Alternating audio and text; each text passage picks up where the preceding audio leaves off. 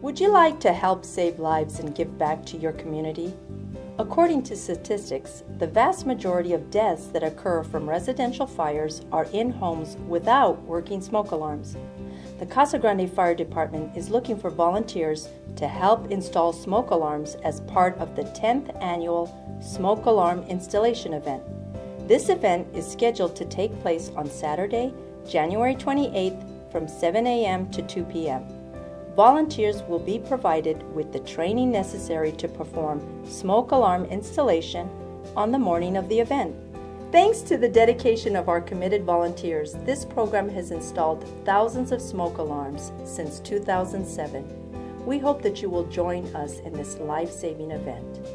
If you would like to volunteer and be part of this vital community initiative, please contact the Fire Prevention Officer at 520-421-8777. Thank you.